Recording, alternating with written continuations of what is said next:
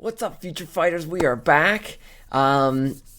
We were going to experiment with move number 21 and coming up with a new way to perform that move. However, there might be a way that we can let Shadow decide, the AI, decide on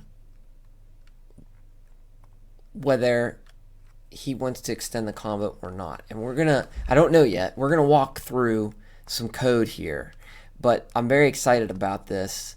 I just thought of it as I was doing some transitioning here. So what I'm gonna do is I'm gonna move everything back to where it was. Let's see here.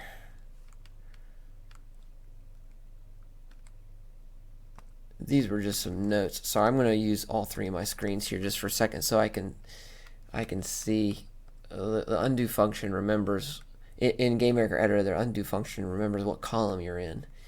So okay.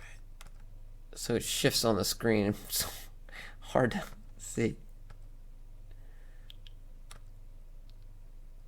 Okay, so those were the two comments that were made, and then at that point I started move 21 to its old locations. Yeah,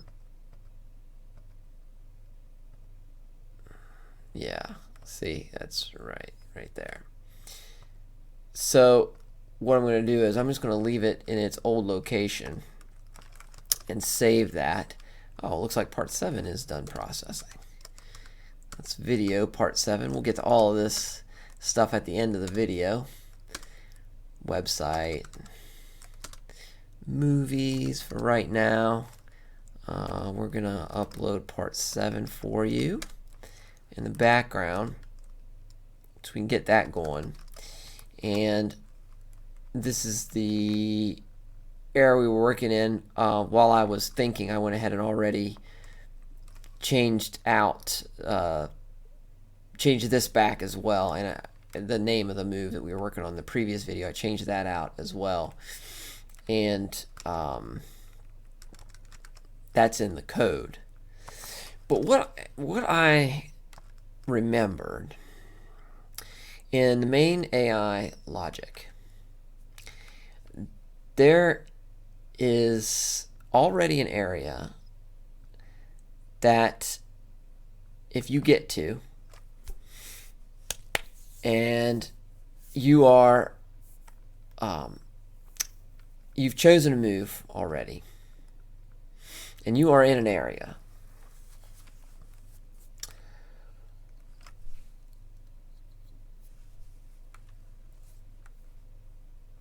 where you get back to this script, and we're going to work that out here in a minute. Shadow AI will already decide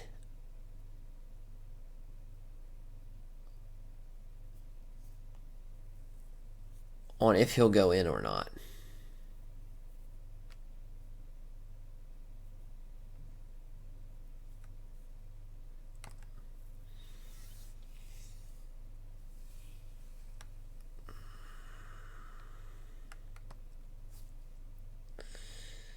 Now, it might take a little tweaking because, as you can see, he'll close the distance for you if his combo switch, if he's not in a combo. And let's see. And that will happen. So he'll close the distance for you if there's no threat present. He will close a distance for you and then eventually end up here and execute the combo. So instead of trying to figure out where he's going to be and make moves, trying to sort out, I need to know where he's going to be and then decide, okay, those moves are extendable and these moves aren't. I could make it so that he could decide whether to extend or not based on the situation at hand, whether to keep pressuring forward. Now, that would have to happen in the same location and combo. It's just, instead of having this switch here,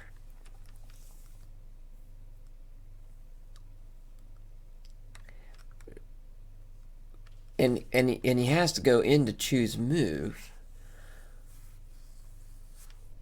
but really what I'm talking about is having the choose move logic, this logic applied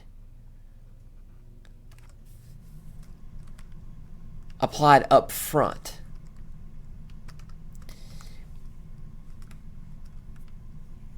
Kind of, we're even doing away with the categorization. Not in the sense of we need to not categorize the moves, because we do still need to categorize the moves. So when we go in and look at this, we have giant. This is just the base moves that I created just to make the AI work, just to build the AI engine.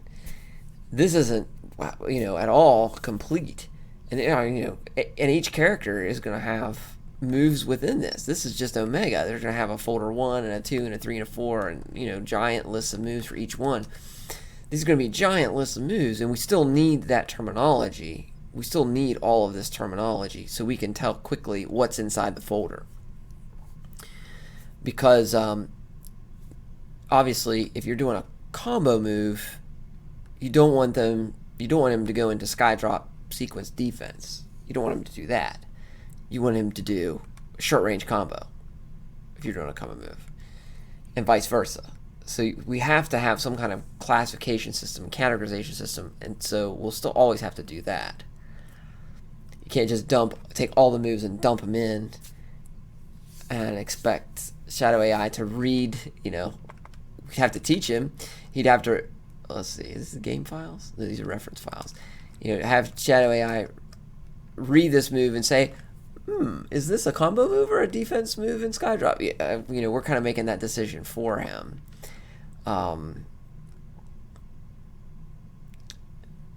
That's a good project. It would be hard, but you could do it. You could teach him how to read this and decide.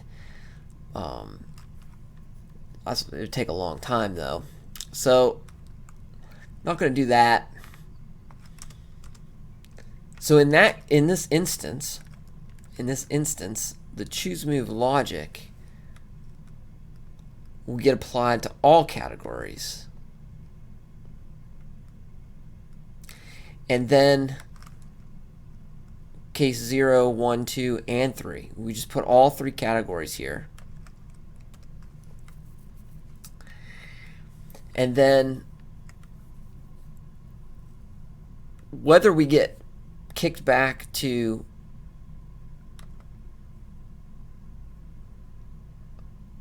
okay, hold on.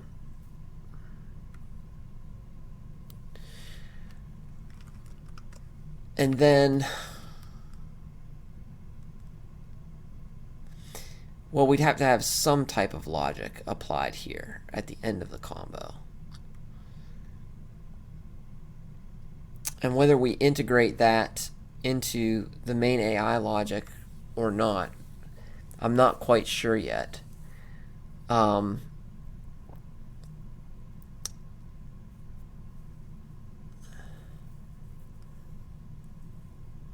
But basically, the idea would be that some logic happens here, gets you back to this part of the code, and lets Omega, if the combo can be extended, he will close the distance for you and extend the combo, even if he's far away, if he thinks the situation is still advantageous to go in and pounce.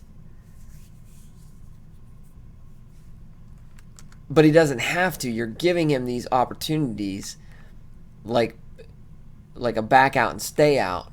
When he comes back and he stays out, you're giving him these opportunities like, okay, I need to get back and rest, because there are certain conditions in which he needs to do that.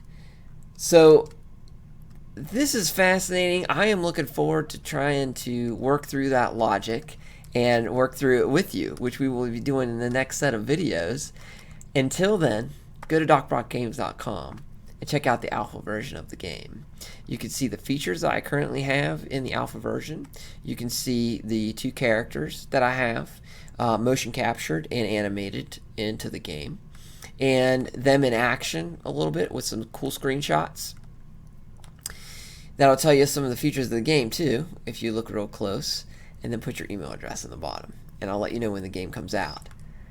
Then come back to YouTube, because I think this next step, I think it's going to open up a world of possibilities for Shadow AI. I'll see you then.